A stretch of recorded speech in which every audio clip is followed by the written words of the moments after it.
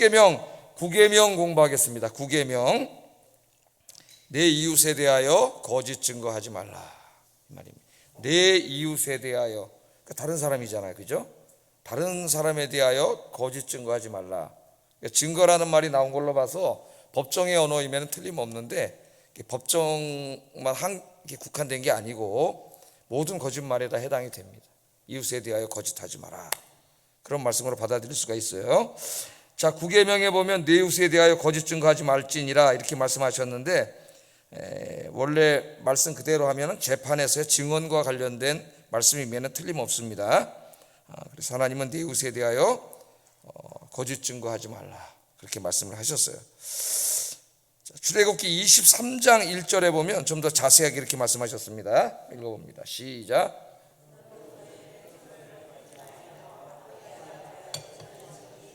좀 더 자세하게 말씀했죠. 거짓 풍설을 퍼뜨리지 말며, 한 사람을 억울하게 하는 거짓 풍설을 퍼뜨리지 말며. 요새 이거 하는 사람이 너무 많죠, 인터넷에서. 거짓 풍설을 퍼뜨리지 말며 악인과 연합해서 짝이 돼가지고 위증하는 증인이 되지 말라. 사악한 자들, 돈 받아먹고 하거나 뭐 자기 편이라서 하거나 자기가 지지하는 뭐 정당이라서 하거나 이렇게 악인과 연합하여서 뭐 하지 마요? 위증하는 사실과 다르게 말하는 거짓 증인이 되지 말라. 절대 하면 안 된다. 우리 사법이나 뭐 사법기관 앞에 설 때나 또는 뭐 국회 청문회 앞에 설 때에 다 이 선서를 합니다. 선서는 거짓말을 하면은 처벌을 받겠다고 선서를 하는데 그 거짓말이 잘 밝혀지지 않기 때문에 선서는 했는데 거짓말을 뭐 그냥 계속 하는 거죠. 거짓말. 그러나 그 거짓말이 인간은 속일 수 있을지 모르지만은 그 거짓말을 다 아시는 분이 계세요. 누가 계시죠? 하나님이 계세요. 하나님의 무서운 심판이 있습니다, 거짓말에 대해서. 자, 이 재판 얘기니까 먼저 재판으로 한번 한정시켜서 이야기를 하고 그 다음에 우리 삶 전체로 한번 확장을 시켜보겠습니다. 고대 이스라엘에서 재판이 열리면 가장 중요한 사람들이 이제 증인입니다. 증인들의 증언, 그 사건을 목격한 증인들의 증언이 제일 중요한 거죠. 요즘에는 뭐가 제일 중요해요? 증인이 제일 중요하지 않아요. 요새는 물증이 중요해요. 물증이. 그래서 증인들이 아무리 증언을 해도 저 사람의 증언은 거짓말입니다 그러면은 이 판사가 또 이 사람의 증언이 거짓말인지 아닌지를 또 그 진실을 또 밝혀야 되는데, 그 사람을 위한 증인이 남아서 또 거짓말을. 이게 거짓말 무서운 거죠, 이 거짓말은. 그래서 이 교도소 안에서도 제일 악질범이 누구라 그랬어요? 사기꾼이라 했잖아요. 사기꾼. 거짓말을 계속합니다. 그래서 현대 재판에서는 물증이 제일 중요해요. 뭐 살인을 했다라면 거기에 사용된 칼을 찾는다거나 무슨 그 증거물이 제일 중요하죠. 사람들의 증언만 가지고는 죄 입증이 잘 되지 않습니다. 그러나 이 시대에는 그렇게 수사기법이 발전하고 뭐 그런 시대가 아니에요. 제일 중요한 게 뭐냐면 증인, 그 사건을 목격한 증인의 증언이에요. 증언. 특별히 이스라엘은 이제 신앙 공동체였기 때문에 이걸 하나님 앞에 맹세하고 거짓말한다는 것은 상상할 수조차 없는 일인데, 이게 이제 맹세하고도 거짓말을 하는 일이 이제 벌어지게 됐습니다. 그래서 이게 이제 심각한 문제가 뭐냐면은 증인들이 돈을 받고 법정에서 거짓 증언을 하는 거죠.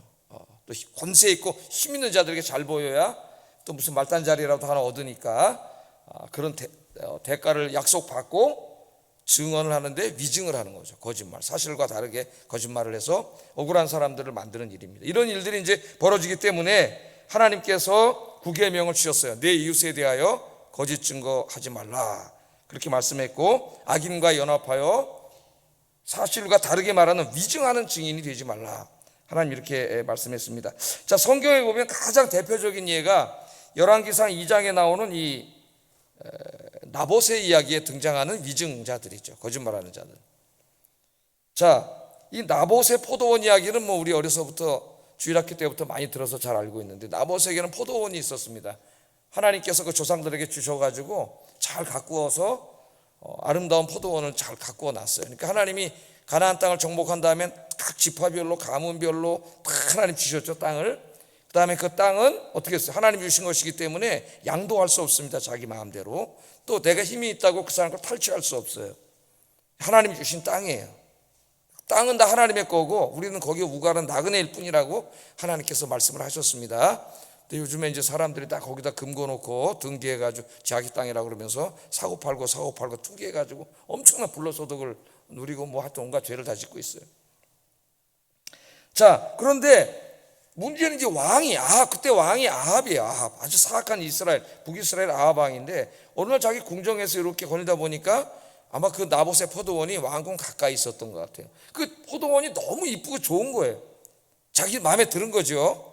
자기는 왕이니까 얼마나 좋은 데가 많겠어요. 더 크고 넓고. 그런데 그게 보인 거예요, 눈에. 예? 그래서 갖고 싶었습니다. 갖고 싶었지만은 그게 사악한 왕이었지만 그래도 이스라엘 사회에서는 하나님 주신 땅을 왕이라도 뺏을 수 없다는 것이 하나의 보편적인 사람들의 인지 상징이었어요. 할 수는 없는 거예요, 왕으로서. 그래서 이제 어느 날 불렀어요. 불러가지고 내가 더 좋은 포도원을 줄 테니까 그걸 좀 나에게 주든지 아니면 그게 싫으면 내가 돈을 잘 쳐줄 테니까 그 포도를 나한테 팔아라. 그렇게 얘기를 했습니다. 왕이 지금 얘기하는 거기 때문에 이게 강요. 요새 이렇게 하면 뭐가 돼요? 나중에 권력 나온 다음에 강요죄가 될 수도 있어요. 강요죄. 권력자가 얘기한 거는 상대방이 강요로 느낄 수가 있어요. 왕이 얘기합니다. 그 시대의 왕명을 누가 어기겠어요? 그러나 나봇은 믿음이 있는 사람이었기 때문에 이것을 왕의 부탁이라도 줄 수가 없었어요. 팔 수도 없었고 돈을 아무리 많이 줘도. 왜냐하면 하나님 주신 땅은 누구에게도 양도하면 안 됩니다. 그래서 왕한테 이렇게 말하죠. 열왕기상 21장 3절에 나봇이 아합에게 말하되 내 조상의 유산을 왕에게 주기를 여호와께서 금하시고 계십니다.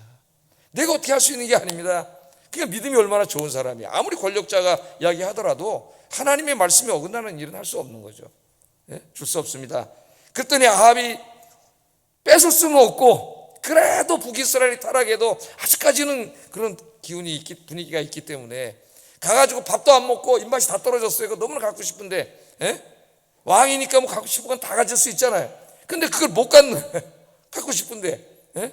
그러니까 가서 병이 나버렸어요. 마음의 병이 나가지고 밥도 안 먹고 그냥 자리에 누워 있으니까 이 소식을 이제 그의 부인이 들었습니다. 부인은 이세벨이라는 아주 사악한 왕비인데 이스라엘 여자가 아니죠. 어디 출신이에요? 시돈 땅 여자입니다. 시돈 땅은 바알을 섬기는 바알 종교의 본산지예요. 시돈에서 이제 그 외교 정책을 맺으려고 그 바알을 섬기는 여자를 아내로 데리고 온 거죠. 그 아버지가 며느리로 데려온 거예요. 그래서 거기서부터 이제 문제가 생기는데 아까 결혼을 했어. 이세벨이 와서 왜 그러십니까? 왕이시오. 왜 그러십니까? 그때 그 얘기를 다 하니까 이세벨은 도저히 이해할 수가 없어요. 왜? 자기 나라에서는 왕이 갖고 싶으면 갖는 거야 그냥. 아니 왕이 돈을 많이 준다 그러는데도 안 팔아. 이렇게 양심적으로 자기 나라에서 왕이 그랬다면 굉장히 양심적인 거죠. 예? 근데도 안 팔아? 이해할 수가 없는 거예요. 자기가 가지면 되지, 그냥 뺏으면 되지. 뭘 저렇게 가서 밥도 안 먹고 저러고 있냐. 하나님을 믿는 사람, 그래도 하나님을 아는 사람과 알지 못하는 사람의 이 도덕적인 차이가 있는 겁니다. 아합이 악한 왕이라도 그 문화가 하나님 문화잖아요. 그랬더니 이세벨이 걱정 마세요 여보, 내가 뺏어줄게. 자기는 자기가 그걸 줄 수 있다고 생각했어요. 그래서 교활한 방법을 사용을 하는데 그게 바로 이제 가짜 증인을 세워가지고 나봇을 죽이는 방법입니다. 열왕기상 21장 8절 10절에 그 나봇이 살고 있는 동네에 장로들과 권력자들에게 은밀하게 편지를 보내가지고 지시사항을 내립니다. 한번 읽어보겠습니다. 뭐라고 지시를 했는지 한번 읽어보겠습니다. 시작.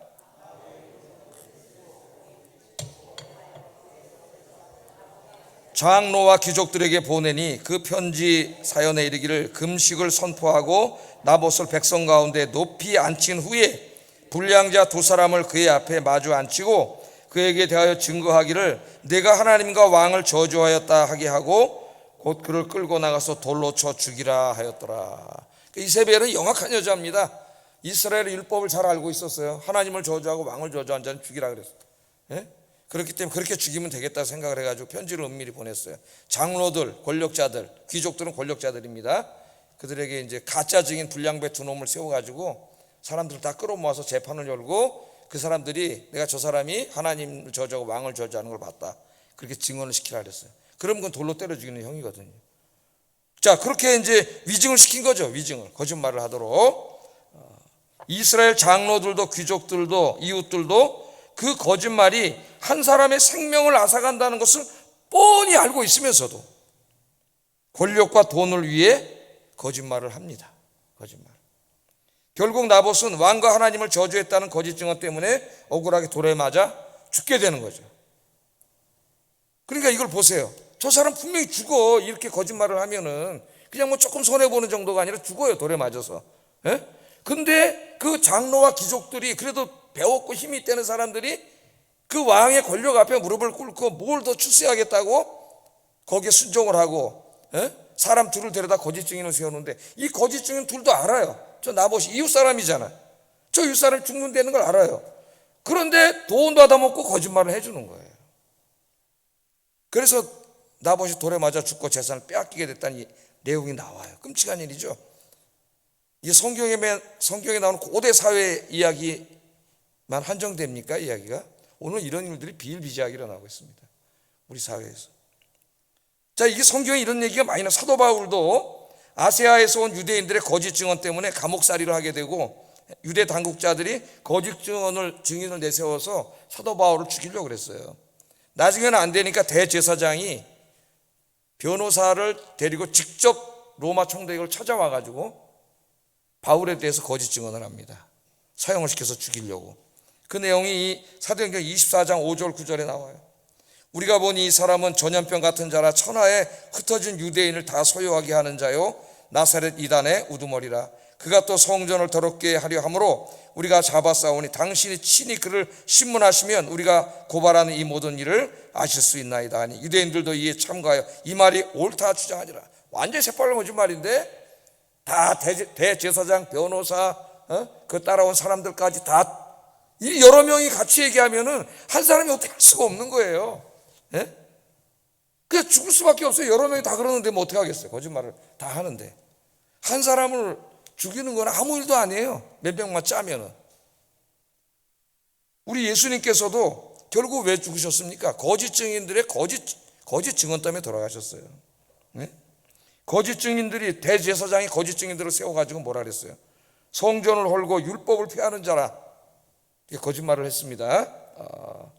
그래서 거짓 증인들을 내세워가지고 이 증언을 하게 하고 결국은 십자가에 못 박아 죽였죠. 예수님도 구계명을 어기고 거짓 증언을 함으로써 죽였어요. 성경 이외의 이야기로도 그 유명한 이야기가 소크라테스의 재판 이야기가 나오죠. 예? 소크라테스를 재판하는 이야기가 나옵니다. 소크라테스는 생전에 한 권의 책도 쓰지 않았어요. 우리 예수님도 한 권의 책도 쓰지 않으셨습니다. 그래서 하여튼 진짜 대가는 책을 쓰지 않는다. 누가 썼냐면 제자들이 썼어요. 소크라테스의 제자 중에 이제 플라톤이라고 하는 철학자가 있는데, 오늘날 서구 사상의 모든 뿌리는 플라톤입니다. 서구 철학의 모든 철학은 근대 철학까지 플라톤의 주해에 불과하다고 화이트헤드라고 하는 그 철학자가 이야기를 했어요. 그러니까 이제까지 철학자들이 뭐 엄청나게 많은 얘기를 하지만 다 플라톤의 주해에 불과하다는 거예요. 그러니까 그만큼 엄청난 학자고, 저도 몇 주 플라톤을 공부하다가 야, 이 사람의 그 잘못된 헬라 이론만 아니면 정말 최고의 학자다 이런 생각이 들어요. 대단한 사람. 감동을 받았어요. 하나 잘못된 거 빼고는. 자, 그래서 이 플라톤이 선생님의 사상들을 이제 모아가지고 대신 썼습니다. 그러니까 소크라테스 이야기는 플라톤이 다 전해준 이야기예요. 그래서 아마 플라톤에 의해서 오염도 많이 됐을 거예요. 그 책 중에 이제 4권을 썼는데, 소크라테스의 변명, 그 다음에 파이돈, 크리톤, 향연, 이렇게 4권의 책을 썼는데, 조그만 책을 이거 4개를 묶어가지고 우리나라에서 이렇게 책으로 여러 출판사에서 출판을 했어요. 저는 이제 저 책을 왜 샀냐면은, 저는 책이 이쁜 책을 사요. 이쁜 책. 북 디자인을 굉장히 중요하게 여기고, 책꽂이에 꽂아놨을 때도 이쁘게 생긴 책을 사요. 그러니까 책도 디자인과 레이아웃 이런 굉장히 중요한 거죠. 자, 이 4권이 있는데 그 재판에 관한 이야기는 소크라테스의 변명, 그 유명한 변명 부분에 나옵니다. 이게 길지 않아요. 뭐 여러분이 읽을 필요는 없겠죠. 뭐. 자, 이 소크라테스의 변명은 소크라테스가 자신을 미워하는 사람들의 이 중상 모략과 거짓 증언들에 대해서 자신을 변호하는 이야기로 이제 쭉 돼 있습니다. 이야기가 읽어보면 그렇게 돼 있어요. 근데 이 책을 읽어보면 소크라테스를 미워하던 사람들이 그를 죽이려고 중상 모략과 거짓말과 온갖 것들을 다 뒤집어 씌웠다는 걸 알 수가 있어요. 그렇게 그것이 유죄로 인정되면 사형이에요. 사형. 나중에 독배를 먹고 죽지 않습니까?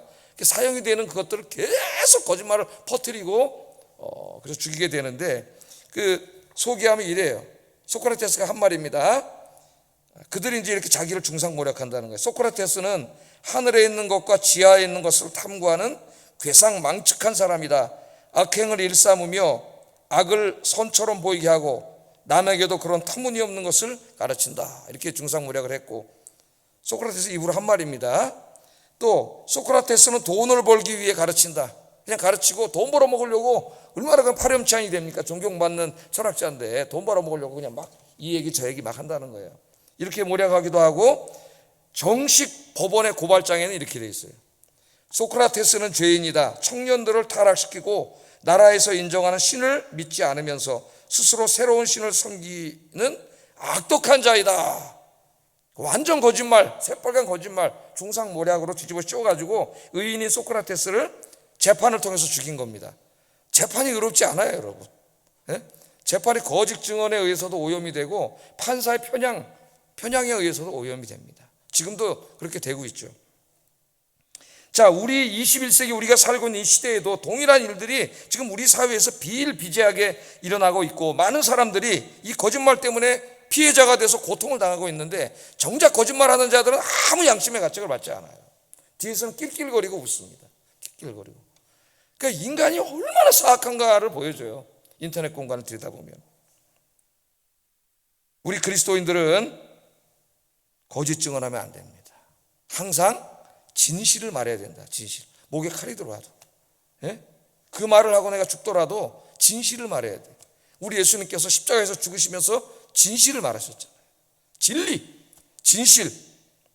그렇기 때문에 법원에서 뭐 어떤 증언할 일이 있거나, 뭐 어디 공적인 일에 설 일이 있거나, 뭐 교회 이런저런 데서 이야기할 일이 있는 모든 부분에 있어서 그리스도인은 진실을 말해야 된다. 거짓말을 하면 안 된다. 교회 안에도 거짓 증언하는 자들이 있어요. 교회 재판이 있습니다. 우리 교회는 뭐 언제 내려온 교회에서 그런 게 없지만, 교회 안에서 재판할 수도 있고, 노회 재판, 총회 재판, 거짓말하는 자도 있어요. 진실을 말해야 되는데 그것도 하나님의 이름으로 거짓말하는 자도 있어요. 하나님의 이름으로. 이 사악함이 깜짝깜짝 놀랍니다. 특별히 우리 그리스도인들은 진리이신 예수 그리스도를 증거하는 입술이, 그죠?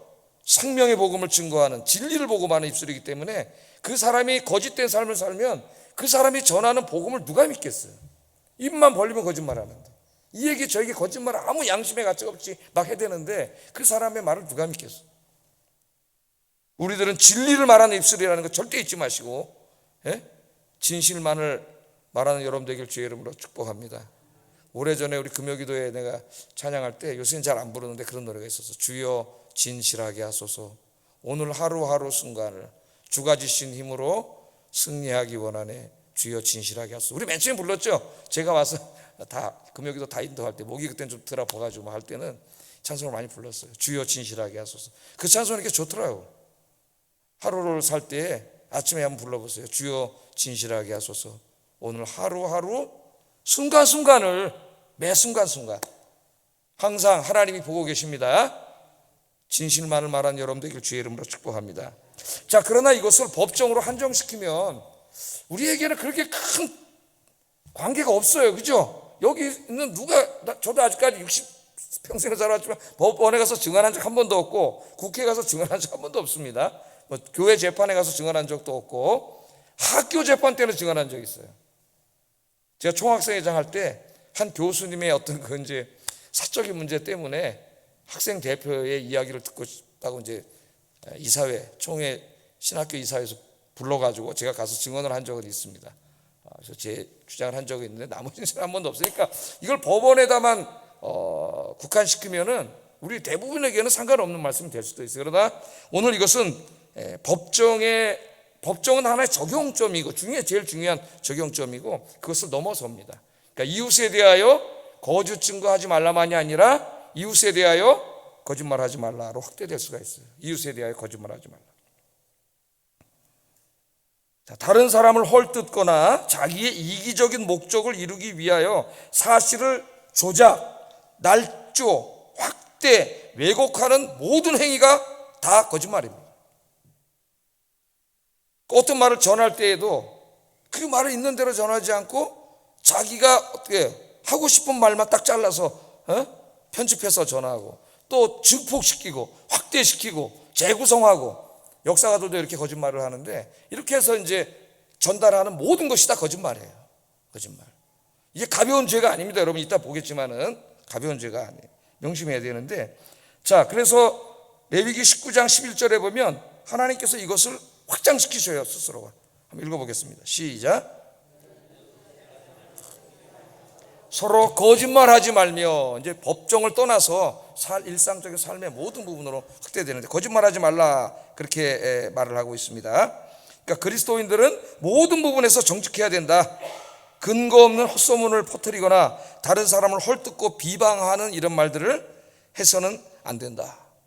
또 이 레위기 19장 16절에 보면은 좀 더 자세하게 이런 행위들을 금하고 있습니다. 하나님. 한번 읽어봅니다. 시작.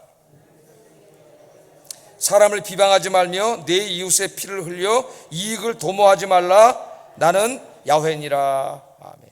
자기의 어떤 이익을 도모하기 위해서 돌아다니면서 사람을 비방하고 거짓말하고 이런 일들이 하나님 앞에 얼마나 사악한 일인가를 하나님이 말씀하고 있는 것이죠.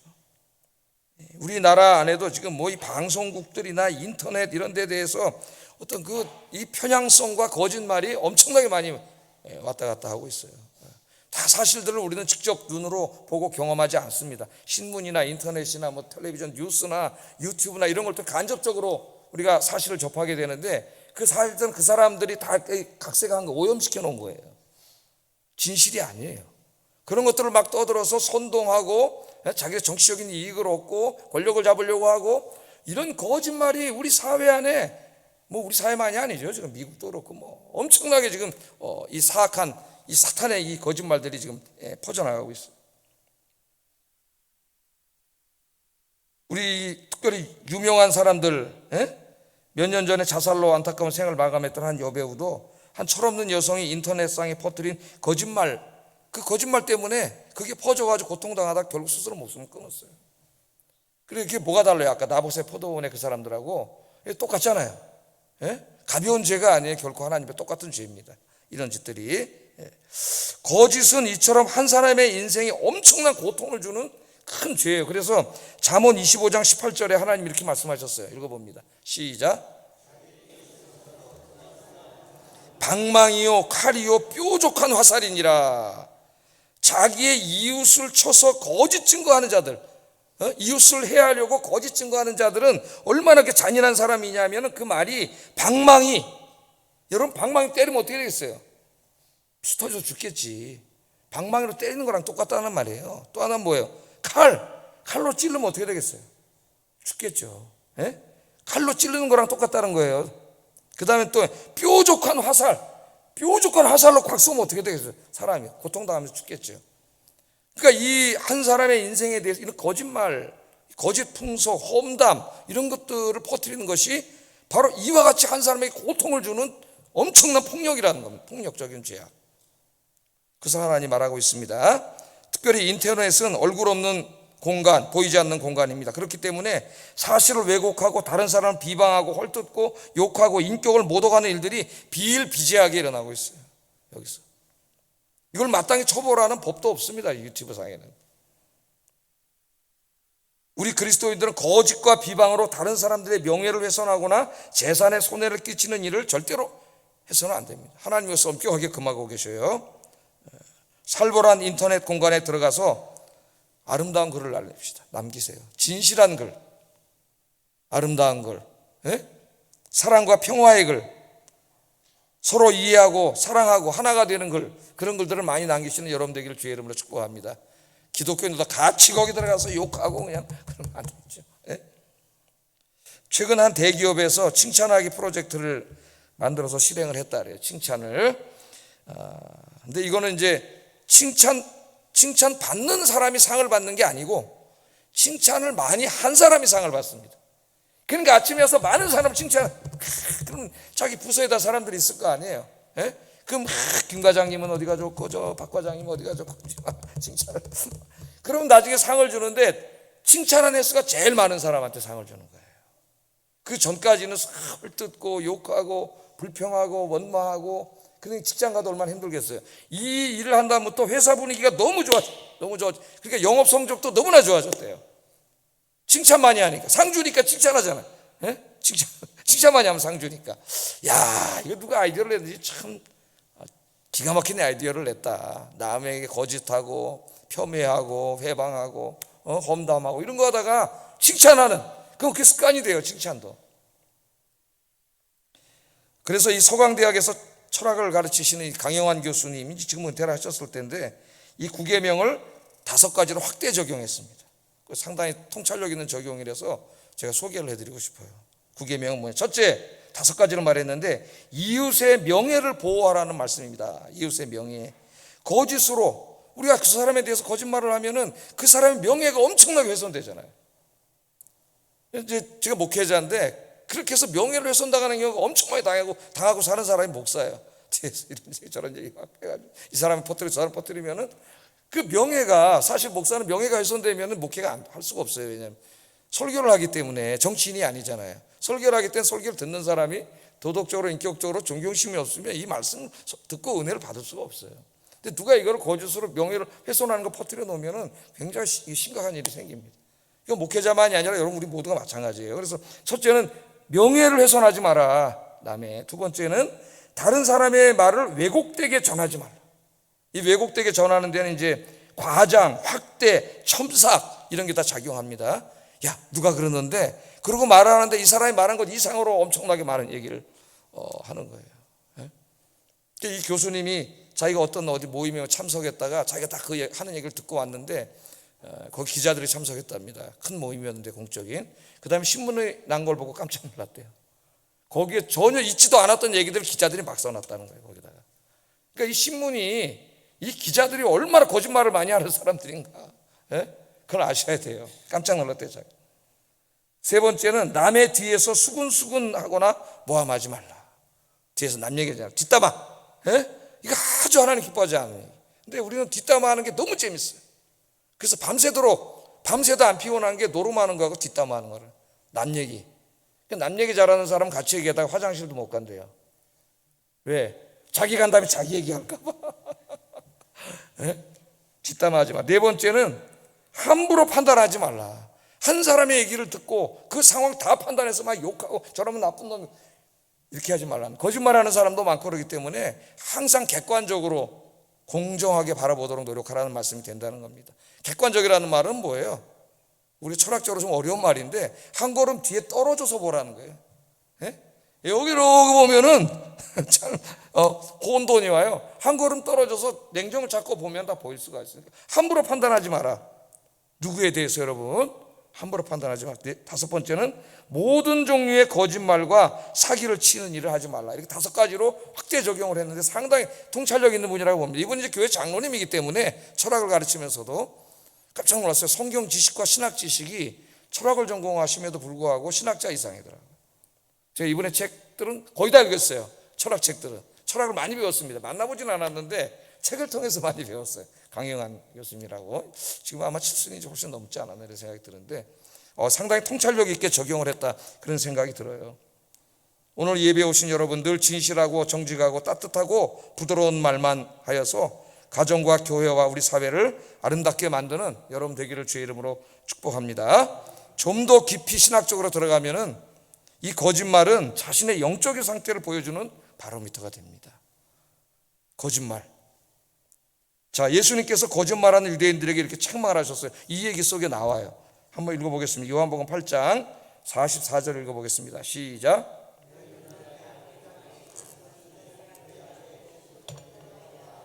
그는 처음부터 살인한 자여 진리가 그 속에 없으므로 진리에 서지 못하고 거짓을 말할 때마다 제 것으로 말하나니 이는 그가 거짓말쟁이요 거짓의 아비가 되었습니다.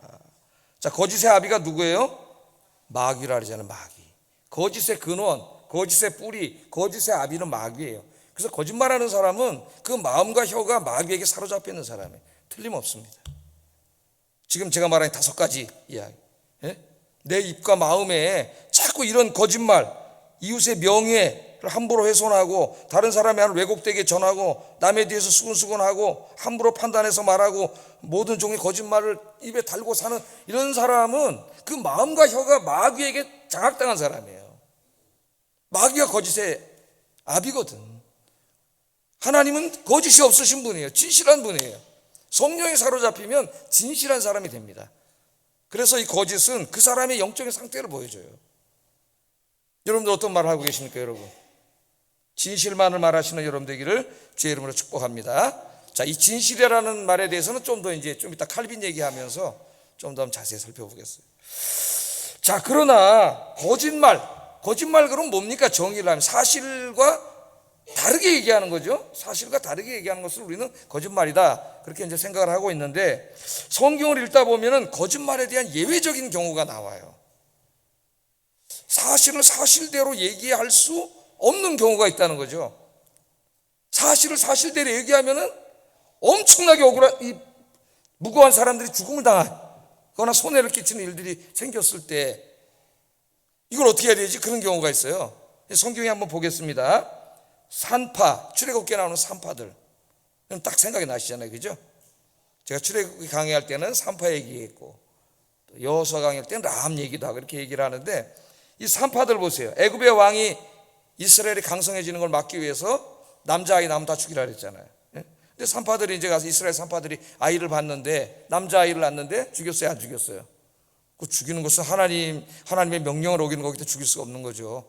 그래서 아이들이 국가 왕의 명령을 거역하고 살려줬어요. 몰래 다 살려줬습니다. 그런데 나중에 산파들을 불러다가 왕이 이걸 추궁했어요. 이유를 추궁했더니 산파들이 이렇게 대답을 합니다. 하나님을 경외하는 여자들인데, 출애굽기 1장 19절 20절 한번 읽어보겠습니다. 시작.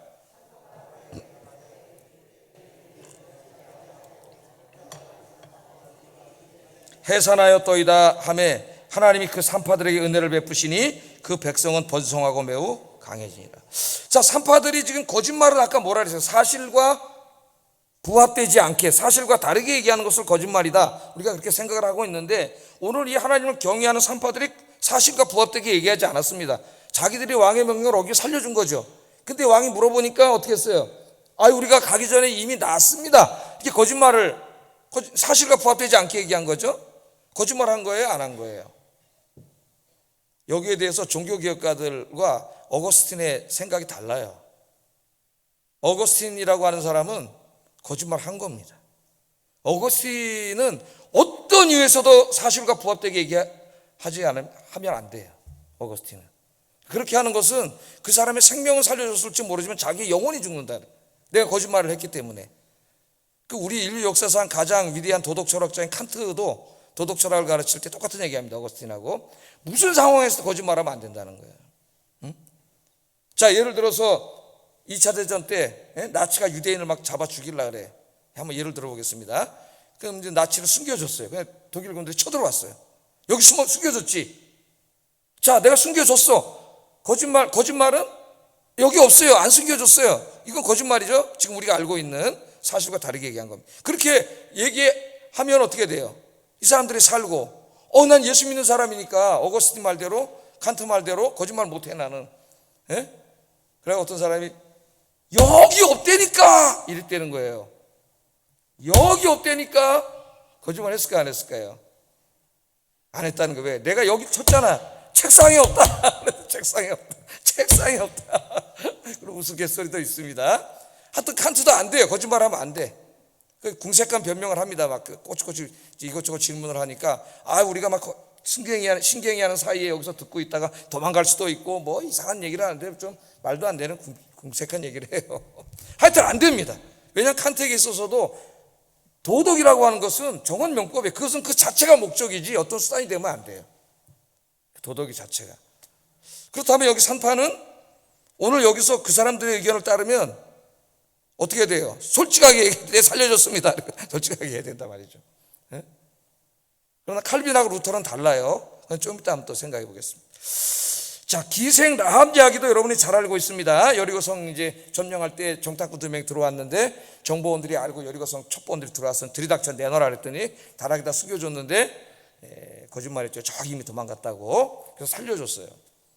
자, 성경은 이 두 여인이 하나님의 큰 복을 받았다고 이야기합니다.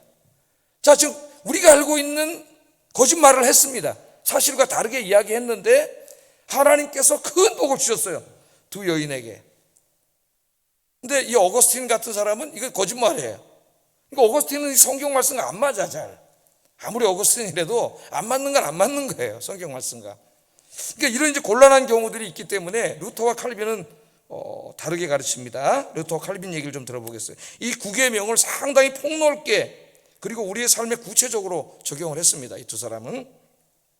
핵심은 이 두 종교 개혁가가 구계명을 사실에 어긋나는 것이 아니라, 거짓말하지 말라는 게 사실에 어긋나는 말을 하지 말라 이렇게 해석을 한 게 아니라 진실에 어긋나는 일을 하지 말라로 확대 해석을 했다는 거예요. 사실과 진실. 그럼 조금 달라집니다, 적용이. 이 두 사람을 이해하는 것도. 사실과 다르게 말하지 말라 하면은 이 기생락과 산파는 거짓말한 되는 거죠, 어거스틴 얘기대로. 그런데 칼빈과 루터는 사실이라고 얘기하지 않고 사실과 부합되지 않는 것이 아니라 진실과 부합되지 않는 것, 말을 바꿨어요. 진실로. 진실. 이게 무슨 말이냐? 자, 이 칼빈은 구계명을 이웃사랑이라는 주제와 연관을 시켜가지고 설명을 했습니다. 칼빈에 따르면 사람들이 서로 사랑하는 데 쓰는 말이 진리이고 진실이고, 그렇지 않은 말이 거짓이 됩니다. 이게 사랑에 근거한 거냐 아니냐, 이게 중요하다는 거예요. 따라서 칼빈은 이웃을 욕을 하거나 화목을 깨는 말을 하는 것은 모두가 거짓이라 그랬어요. 화목을 깨고 서로 다투고 이런 말은 다 거짓이라고 이야기를 했습니다. 루터도 제9계명을 이웃의 명예, 권리, 소유 그리고 행복에 해를 끼치는 말을 하지 말고 그 모든 사람에게 평화적인 말을 하라는 의미로 해석을 하게 된 거죠. 그러니까 이 칼빈과 루터의 진리에 대한 이해가 우리의 상식적인 이해를 넘어서고 있다는 것을 알고 있습니다. 우리가 알아야 돼요. 이게 굉장히 중요한 통찰력입니다. 자, 다시 한번 얘기해 보겠어요. 우리가 알고 있는 진리란 사실에 부합되는 말입니다. 지구는 둥글다. 그 진리죠. 진리. 자, 이와 같은 사실에 입각한 진리는 헬라식 진리예요. 헬라식 진리. 그래서 헬라식 진리관은 수학적인 진리입니다. 과학적인 진리. 진리가 뭐냐? 이 사물들이 존재하는데 우리가 그 사물을 파악을 하잖아요, 연구를 통해서. 그 사물이 원래 가지고 있는 본성에 100% 가깝게 접근한 지식을 진리라 그래요. 그러니까 이런 진리가 뭐예요? 수학적, 과학적 진리입니다. 이게 헬라 사람들, 오늘 서구인들의 진리가 아니고 현대인들의 진리가. 근데 히브리식 진리는 달라요. 히브리 사람들은 그런 사실에 부합되는 관계 없어요.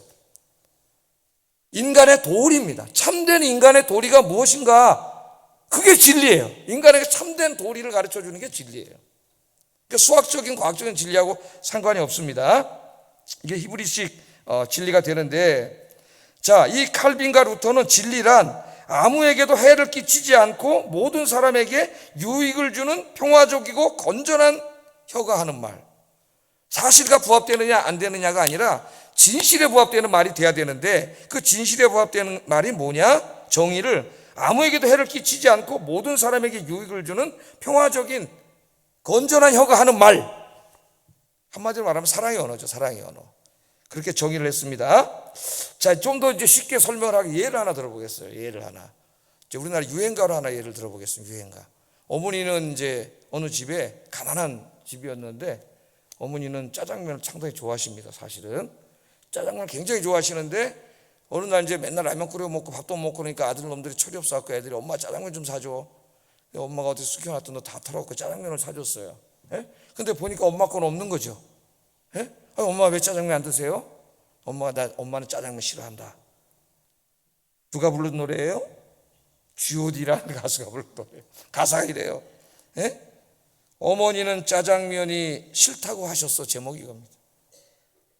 어려서부터 우리 집은 가난했었고 남들 다 하는 외식 몇 번 한 적 없었고 일터에 나가신 어머니 집에 없으면 언제나 혼자서 끓여 먹었던 라면. 그러다 라면이 너무 지겨웠어. 맛있는 것 좀 먹자고 대들었었어. 그러자 어머님은 마지못해 꺼내신 숨겨두신 비상금으로 시켜주신 짜장면 하나에 너무나 행복했었어. 하지만 어머님은 왠지 드시지 않았어. 어머님은 짜장면이 싫다고 하셨어. 어머님은 짜장면이 싫다고 하셨어. 저는 이 노래가 그냥 아이돌이 부른 노래여서 관심도 없었는데 어느 날 이렇게 가사를 보니까 굉장히 너무 슬픈 얘기더라고. 어머니는 짜장면이 싫다고 하셨어. 뭔 소리 하나 저런 그랬더니 어머니는 짜장면 너무 좋아하시는데, 우리 어렸을 때도 그런 생각이 나죠. 생선 하나 이렇게 해가지고 이제 어려서 식구들이 이렇게 먹으면 우리 어머니가 이상하게 그 머리 쪽, 머리라고 안 고르고 이제 그때 대가리라 그래. 대가리, 생선 대가리를 드세요. 그 왜 머리만 드셔요? 그럼 어두육미다, 어두육미. 머리가 맛있다. 그렇지만은 몸통을 이제 자식들 먹으라고 머리를 드시는 거죠. 자, 그러면 엄마가 짜장면 좋아하는데 엄마 왜 짜장면 안 드세요? 엄마 짜장면 싫어해. 그러면 이게 사실, 이것이 사실에 부합되는 말로 해석을 한다면 어거스틴처럼 엄마는 거짓말을 한 거예요. 그렇기 때문에 영혼이 죽어요. 거짓말을 했기 때문에. 어떤 거짓말하면 안 되니까. 칸트나 어거스틴에 의하면. 그래 이놈 시키더라. 엄마도 짜장면 좋아하다가 같이 바뀌었어. 어떤지 그렇게 해야 되는데, 그러나 이것이 사실에 부합된 말이 아니라 칼빈이나 루터처럼 진실에 부합된 말, 사랑의 언어라면은 엄마는 거짓말한 게 아닌 게 되는 거죠. 엄마는 자식들을 너무나 사랑해서 그 자식들을 위해서 사실과 다르게 얘기한 거죠. 엄마가 거짓말한 거야, 안 한? 구계명 어긴 거야, 안 어긴 거예요? 칼빈에 의하면 어긴 게 아니에요.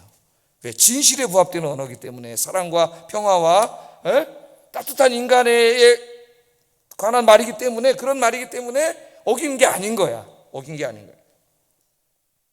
자, 우리가 교회 와서도 그럴 일이 있는데, 어느 성도님이 오늘 이렇게 수요일에 예배 왔는데 집에 가실 때 보니까 새 옷을, 못 보던 옷을 입고 오셨어요. 근데 내가 보기에는 별로야. 근데 그 집사님이 또 가시면서 물어보는 거야. 나 어때? 별로잖아. 야, 어디서 그런 옷을 사 입었냐? 사실에 부합되는 말이에요. 사실에 부합되는, 내 마음이 그러니까. 근데 그게 과연 구계명을 지킨 거냐? 사실에 부합되진 않지만 내 마음에 너무 어울린다, 이쁘다. 그러면 그 사람도 마음이 기쁘고 그럴 거 아니에요. 이건 진실에 부합되는 진실에 부합되는 언어. 그럴 때 나는 거짓말 안 해. 나 절대 거짓말 안 할 거야. 어거스틴처럼. 옷을 그딴 옷을 사 입었으면 촌스럽게 말이지. 그럼 이것도 카드를 긁어왔는데 집에 가서 얼마나 힘들겠어요. 기분 나쁘고. 자, 그럴 때 칼빈이 뭘 하는? 사실에 부합된 언어가 아니라 진실에 부합된 언어. 그것이 구계명을 지키는 거다. 그러니까 칼빈은 굉장히 창의적인 사람이에요. 여러분은 어떻게 생각하세요? 어거스틴에게 한 표를 주겠다. 손 들어보세요. 어거스틴. 칼빈에게 한 표를 주겠다. 칼빈. 나머지는 항상 박쥐세입니다. 망신만 안 당하면 된다. 난 손 안 들어서. 제가 볼 때는 칼빈이 맞는 것 같아요. 칼빈. 이 거짓 증언하지. 물론 법정이나 공적인 증언을 해야 되는 중요한 자리에서는 절대로 거짓말하면 안 됩니다. 그런 자리에서는. 그러나 이것이 일반 우리 사회생활로 나왔을 때 이 거짓말하지 말라는 계명을 문자적으로 너무 문자 혁명에다가 바리새인들처럼 여기 지금 숨어 들어왔는데 숨겨져 놓고 나 거짓말 못해. 여기 숨었어요. 그게 구계명을 지키는 게 아니라 그 사실에 관한 언어가 진실에 관한 언어. 여기 없습니다. 절로 이미 떠났습니다. 그렇게 감으로써 이 사람 살려줬잖아. 이게 진실의 언어고 이게 오히려 구계명을 지키는 것이라는 칼빈과 루터 해석이 옳다고 생각해요. 저는 잘못하면은 상황윤리에 빠질 수 있기 때문에 조심은 해야 됩니다. 옛날에 좌파 운동권 애들이 상황윤리를 주장했죠. 절대적인 이 상황윤리는 달라요. 이거랑 절대적인 윤리적 기준이 없다는 거예요. 모든 행위는 절대성이 없어요. 성경 말씀도 절대적이지 않아. 그럼 오직 뭐냐? 오직 사랑이 동기가 됐으면 그것은 선이다. 이게 상황윤리입니다. 그러니까 이거하고는 전혀 다른 거예요. 우리는 절대적인 하나님의 규범이 있어요. 제 규범, 하나님 제9계명이 있습니다. 그러니까 중요한 자리에서 절대 거짓말하면 안 돼요. 공적인 자리에서. 또 우리 삶에 있어서도 거짓말하면 안 됩니다. 그러나 이제 이런 특수한 경우를 말하는 거예요. 이럴 때는 사실에 부합된 것이 아니고 진실에 부합된 진실의 언어가 중요하다. 구계명을 잘 지키셔서 여러분 가정과 여러분 삶과 교회가 사랑이 넘치고 진실한 공동체가 되는 축복이 있기를 주의 이름으로 축복합니다. 자, 성경은 거짓말하는 죄를 심각한 죄로 다루고 있습니다. 지혜자는 이렇게 말합니다. 잠언 19장 5절. 거짓 증인은 벌을 면하지 못할 것이요 거짓말을 하는 자도 피하지 못하리라. 잠언 9장 9절. 거짓 증인은 벌을 면하지 못할 것이요 거짓말을 뱉는 자는 망할 것이니라. 시편 5편 5절 6절. 오만한 자들이 주의 목전에 서지 못하리이다. 주는 모든 행악자를 미워하시며 거짓말하는 자들을 멸망시키시리이다. 자기의 어떤 잘못한 걸 숨기기 위해서 거짓말을 하거나 이익을 위해서 거짓말하거나 남을 해방하고 어렵게 하기 위해서 거짓말하거나 이런 건 절대 안 되는 거죠. 다 거짓말이에요. 자, 궁극적인 죄악. 이 땅에서 속였어, 거짓말했어, 뒤에서 낄낄대고 웃어요, 남을 막 힘들게 해놓고. 끝난 게 아니에요, 여러분. 의로우신 재판장 하나님이 계세요. 하나님 뭐라고 말씀하셨는지 아십니까? 그런 자들이 너무 많기 때문에 요한계시록 21장 8절 그러나 두려워하는 자들과 믿지 아니하는 자들과 흉악한 자들과 살인하는 자들과 음행하는 자들과 점술가들과 우상숭배자들과 그 다음 누가 나와요? 거짓말하는 모든 자들은 불과 유황으로 타는 못에 던져지리니 이것이 둘째 사망이라. 우상숭배하는 죄나 거짓말하는 죄가 똑같아요. 그 다음에 계시록 21장 27절 한번 읽어보겠습니다. 시작. 거짓말하는 자는 결코 그리로 돌아가지 못하되 오직 생명책에 기록된 자들만 들어가리라. 하나님 나라에 들어가지 못한다. 누가? 거짓말하는 자는 구원받지 못한다는 거예요. 요한계시록 22장 15절 읽어보겠습니다. 시작. 음행하는 자들과 살인자들과 우상숭배자들과 및 거짓말을 좋아하는 다 성 밖에 있으리라. 천국 밖에 있다는 말이에요. 구원받지 못한다는 거예요. 거짓말하고 회개하지 않는 자는 하나님 나라에 들어가지 못합니다. 그 거짓말이 얼마나 무서운지 아시겠죠? 낄낄대고 웃을 일이 아니에요. 차라리 거짓말한 게 들통나서 감옥에 가면 회개라도 하고 새 사람 될 수 있는데 그 거짓말이 밝혀지지 않은 자들은 계속 거짓말하다가 지옥 형벌을 받게 돼요. 이같이 하나님 거짓말을 심각하게 다루고 있다는 것, 제가 지난번에도 한번 얘기했잖아요. 요새 깨닫게 된다고. 거짓 사회가 되면서 이 거짓 사회 속에서 정직한 진실한 우리 그리스도인들 되기를 주의 이름으로 축복합니다. 기도하겠습니다. 두 가지 기도합니다. 하나님의 자녀로서 법정, 공적인 자리, 사적인 관계에서 절대로 거짓말하지 않고 진실만을 말하게 하소서. 두 번째, 남을 비방하거나 험담하거나 이간시키는 말을 하지 않게 하시고 사랑과 평화를 이루는 말만 하게 하소서. 칼빈이 얘기했듯이 진실의 언어로 이야기하게 하소서. 기도하겠습니다.